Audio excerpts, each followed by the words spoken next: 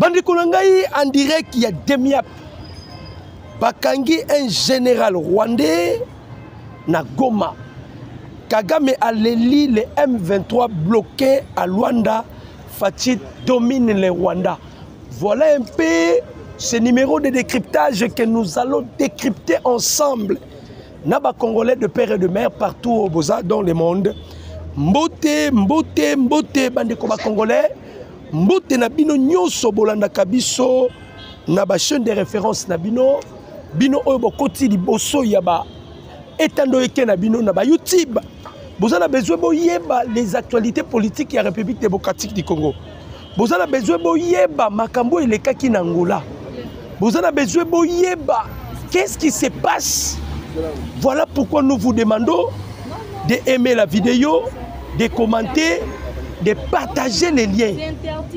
Aimer la vidéo, commenter, de partager les liens.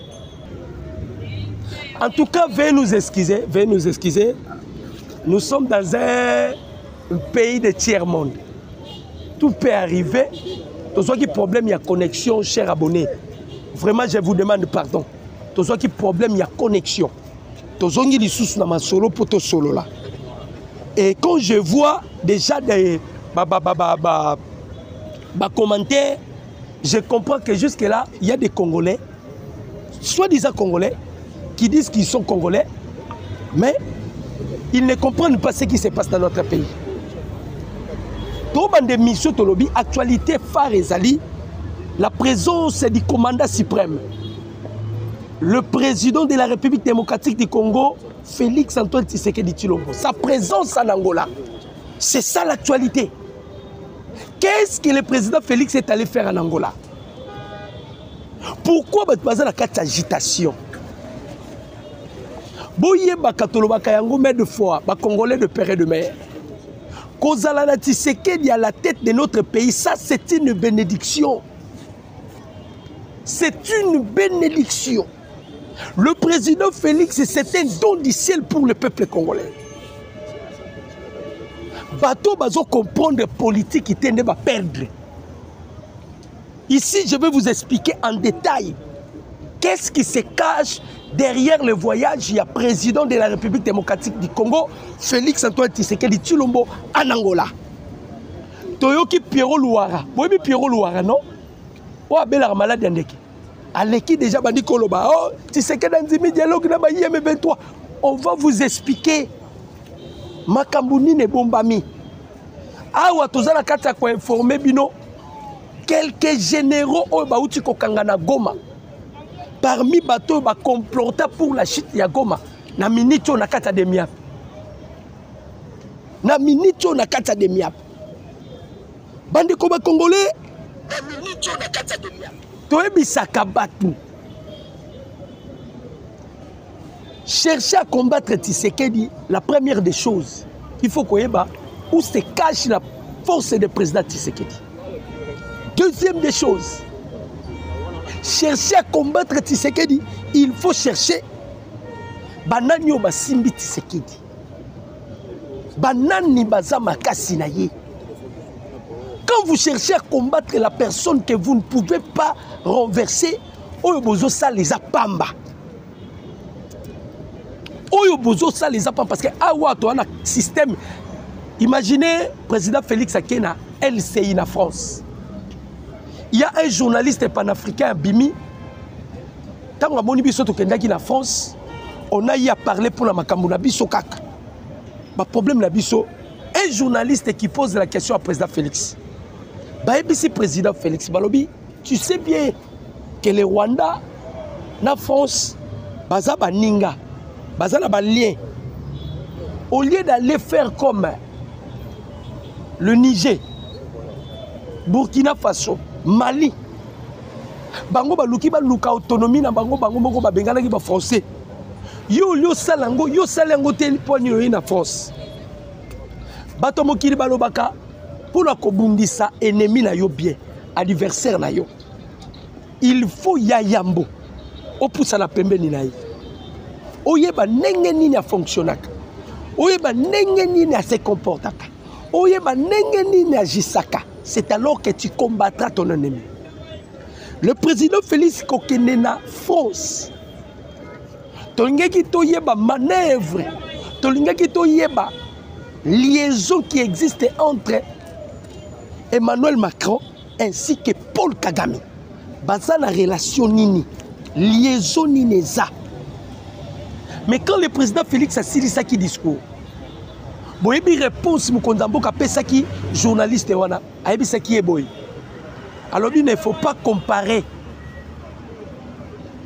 lion à singe. Il ne faut pas être un imitateur. Ba imitakate.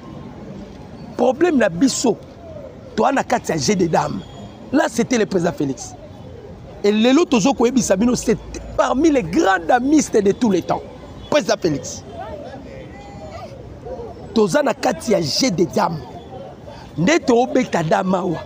Le président Félix l'avait déjà dit. Batmarotika Kobeta. Tant que le baki Batmarotika Kobeta, c'est par rapport à quoi? Tu as dit que Bitumba ya RDC. Et il y a la PEMA.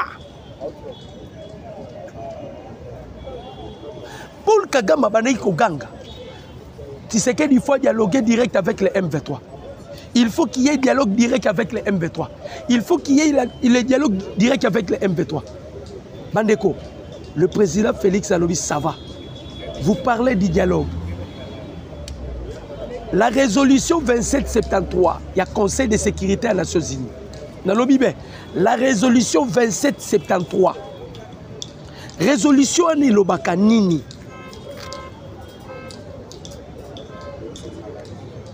Résolution ni lobaka nini.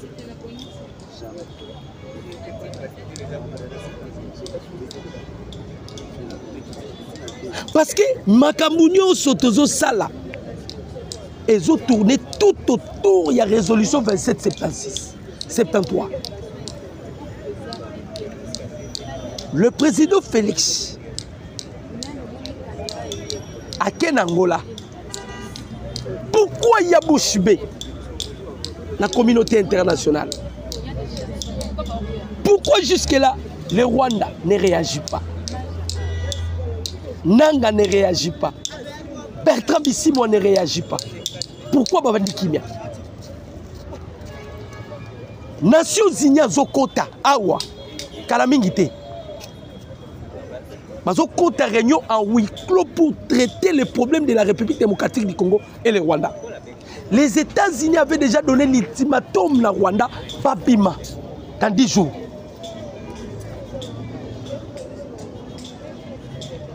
Dans 10 jours, il faut Babima. Il faut Babima dans 10 jours. Bah, le président Félix Akenangola. Boyoka qui même porte-parole. Il y a président Salobaki. Je vais quand même lire Makambo, le porte-parole de la présidence Salobaki.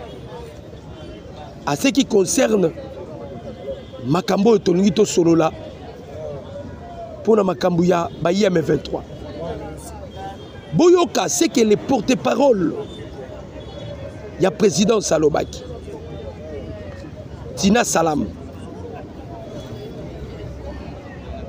Les porte-parole de la présidence, la position de Kinshasa par rapport à l'annonce de Luanda sur les dialogues directs avec les M23. Quelle est notre position? Nous prenons acte et attendons voir la mise en œuvre de cette démarche de la médiation angolaise. Nous rappelons par ailleurs qu'il existe un cadre préétabli qui est le processus de Nairobi et nous affirmons notre attachement à la résolution 2773. C'est-à-dire, le gouvernement congolais, balobi bien, nous acceptons de prendre acte, parce que dialogue au Bozomona, ils inclinent la résolution 2773. Mais moi, je vous informe, je vous affirme, M23 Koyate, Nanga Koyate, pourquoi? Il y a déjà une cagnotte contre Nanga. C'est lui qui va nous donner non Nanga en vie comme ça. À cause de la cagnotte, il y a 5 millions. Bon, on dit que Lorenzo n'a pas besoin de bon. 5 millions. Nous avons Nanga. Bino, vous comprenez que Lorenzo a besoin de bon. Depuis qu'il a été annoncé hier, Rwanda, qui a agi, a réagi. Qui M23 va réagir. Qui AFC va réagir. Ne faut pas oublier, Corneille Nanga était déjà condamné à la mort. Corneille Nanga a déjà un mandat d'arrêt international. Corneille Nanga est en la recherche. Bazu Batiena cagnotte. Ah, tu as expliqué aux Congolais que politique qui sont causés dans l'air solidité au Copela. Politique, il faut avoir des nerfs solides. Mais la résolution 2773, à globalité, la résolution 2773, Rwanda bimisa batunayo. Yo ba IM23, bokende na cantonnement, bokende na désarmement. C'est quelque chose que le président Félix Assalaki en Angola. On dit makambo ele kaki en Angola. Taku Angola soit qui médiation. Il y a conflit entre la République démocratique du Congo et le Rwanda. Kagame est allé signer des choses. Oyo ayeba kite ke kokangaye. Et ces choses-là maintenant qui persistent. Tshisekedi a fait sa force par rapport à son intelligence et sa diplomatie. Makambu ya Angola tozuit to memi yango na kata conseil de sécurité ya Nations Unies. Bandeke, aimez la vidéo, commentez et partagez les liens. Aimez la vidéo, commentez et partagez les liens. Bandeko Congolais, tozu résolution 2776, 73. Tozu yango, tozu feuille de route à Luanda, feuille de route à Nairobi, to kotisi na kati. Pensez-vous que les M23 vont accepter le dialogue? Baokima. Vous voyez pourquoi Baokima? Parce que Kagame yo lobaki ke to solo la ba congolais. Président Félix Abi lokola yo certifié bango ba congolais to solo la siko. Ba congolais boya to solo la. Tozo solo la, mais toza na soubassement moko evandisi biso. Soubassement evandisi biso, moi. Soubassement evandisi biso. Nous sommes assises na feuille de route ya Nairobi ya Luanda. Nous sommes assises na résolution 2773. Or, le 15 décembre 2024. Le jour où Paul Kagame a kimaki Angola, c'était le jour où nous devons harmoniser les accords signés pour qu'il y ait la paix. Boyokaki Mukonzambo Kalobaki. Mukonzambo Kalobaki nini? Alors je suis prêt à dialoguer. Mais vendre le Congo, non. Batubaye koluka basala eloko tito koma na niveau oyo. Eza G ya basango. Démarche ya basango ezalaki ke Sassou azwa médiation ou bien William Ruto azwa médiation. Bona basango. Bazalaki na kata ko préparer soit Sassou ou bien William Ruto. Parce que bango bazalaki ko tambola déjà na discours na bango. Ba créer ba réseau Songolo.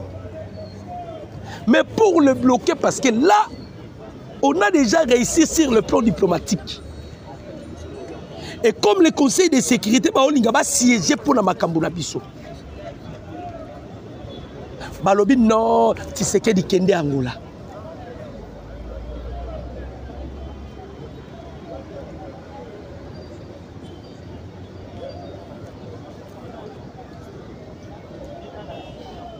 Tozo loba na okinde kolanga yo akomelinga ibatu oyo bazali koloba ke Félix andimi kosolola na ba M23 biso tozali kotala kaka lobby eko teya Motonyos. J'explique et je réponds tout cela. Moutapandi et lokoyo koma tie koma pezoyo. Et ça Pierrot Louara. Pierrot Louara. Nalobi na bino ba internaute ba congolais ba véritable congolais. To sengi to sololana Rwanda na M23 non. Bokotala soki M23 koya. Botala soki bokomona M23 koya aokima. Boyebi pourquoi okima? Bandeko. Tozui M23 na maboko. Ils ont toujours parlé du dialogue.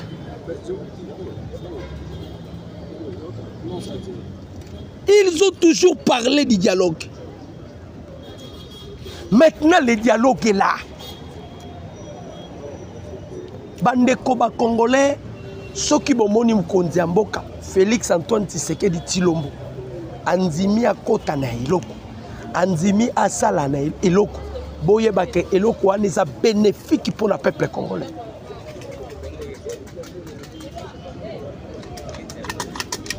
Si vous voyez le président Félix accepte, c'est bénéfique pour le peuple congolais. Imaginez Nana Moye, vous voulez transpirer sous le soleil. Ah, tu me mets les binons de sango.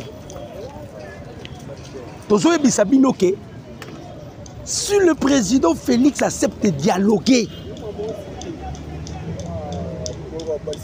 et bien on a écarté déjà Rwanda. Comme Rwanda était déjà écarté, on a écarté Kabila. M23 a tikali poswa pamba. Nalobi na bino bakokima. Bakokima pona nini? Bakokima eloko ekosala ke bakima eza feuille de route ya Luanda.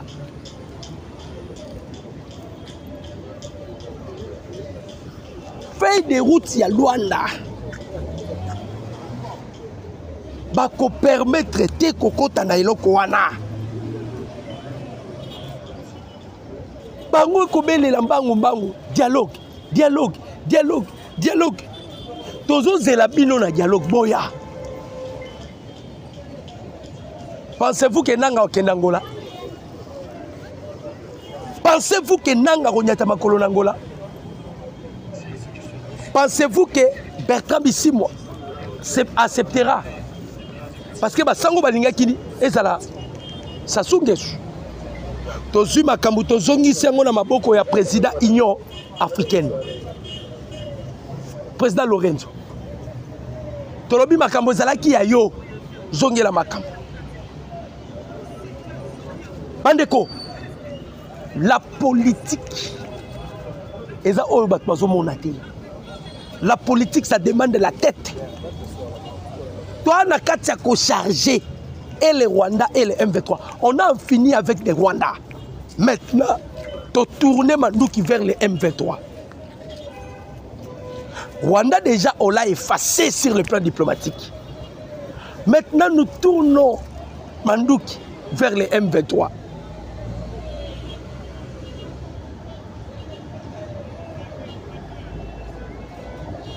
Papa Thiego Lobby. Bonjour, moi Namboka docteur. Président a décevoir peuple congolais été. Tongwa mi peming. Tonio kwa mi pemingi. C'est ce qu'il dit. Voulait écrire. Tonio kwa mi pemingi. Bandeko, je vous dis ceci. Ngana zo ebisabino. Bandeko makam nazo ebisabino. Bozwangwa la légèreté. Tokangi M23 na mutambu tozui. Et je vous informe déjà que baoboya baoyate. Et que c'est la toute première fois de l'histoire que le M23 refusera de dialoguer. Baondimate, baokima. On a réussi depuis que l'histoire est l'histoire. Ya kondimi sakagama ndima lelo. Que Basodane bazara la seule congolaise. Ce n'est pas facile. Kagame Andima. Vous connaissez bien Kagame. Un orgueilleux, prétentieux. Oh Andima Kate, mais lelo Kagame Andimi. Tozue na maboko.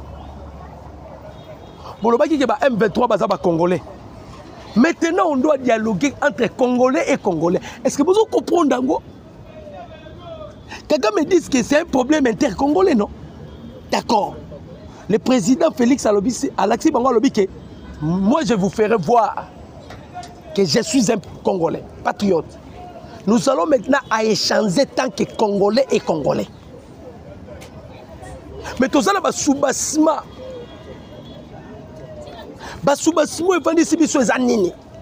Feuille de route il y a Nairobi, na feuille de route il y a Luanda. Nairobi et Lobinine. Ba M23 ba kozwa bino. Brassage na mixage te boyoka. Ba yebi yango. Yango moni ba vandi kimia ti siko bazo agir te, bazo réagir te. To kozwa bino soda to boto liona wandoki. Cantonnement na désarmement. To tuni yo domaine no zaranine, on la jouer kene betabale. Yo domaine zaranine, on la mutabilanga kene sala bila. C'est comme ça ce qui va se passer.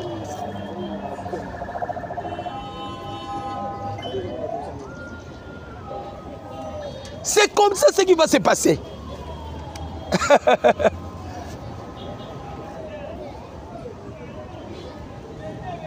Tchomoni ba okima ba yebi.